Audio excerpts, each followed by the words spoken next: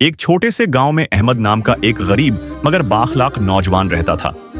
उसके वालिद का इंतकाल बचपन में ही हो गया था और माँ शदीद बीमार रहती थी।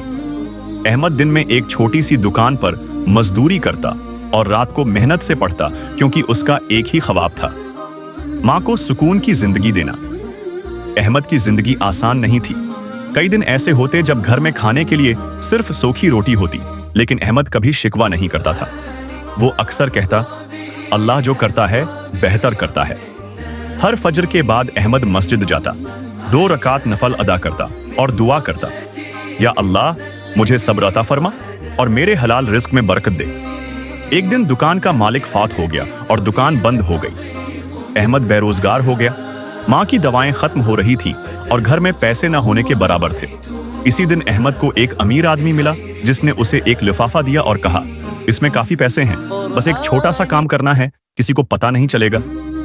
अहमद ने लिफाफा खोला तो इसमें बहुत ज्यादा रकम थी। इसके दिल में एक लम्हे को ख्याल आया, उन पैसों से माँ का इलाज हो जाएगा। मगर फौरन उसने कुरान की ये आयत याद की, और जो अल्लाह से डरता है अल्लाह उसके लिए रास्ता बना देता है। अहमद ने कांपते हाथों से लिफाफा वापस किया और कहा, मुझे माफ कीजिए, मैं हराम काम नहीं कर सकता।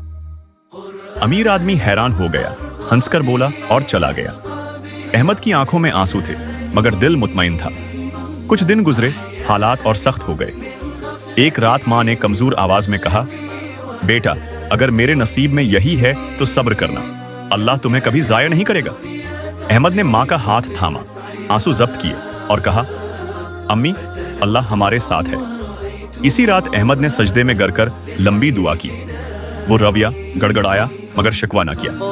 अगली सुबह फजर के बाद मस्जिद के इमाम साहब ने अहमद को बुलाया और कहा, बेटा, कल एक शख्स आया था, इसने तुम्हारा नाम लेकर कहा कि एक ईमानदार लड़के की तलाश है।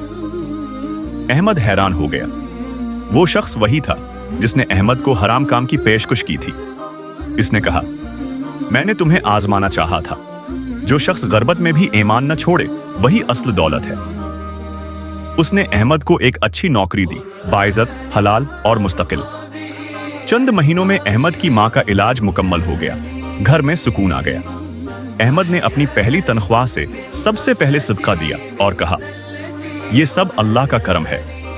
वो कभी फख्र नहीं करता था, बल्कि लोगों को यही नसीहत करता, हराम वक्ती आसानी देता है मगर इंजाम तबाही है, और सब्र मुश्किल होता है मगर इंजाम जन्नत जैसा होता है।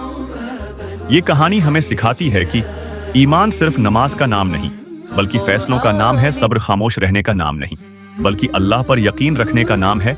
हलाल कम हो तो बेहतर है, हराम ज्यादा हो तो नुकसानदेह है। अल्लाह ताली फरमाता है, बेशक सब्र करने वालों के लिए बेहिसाब उज्र है।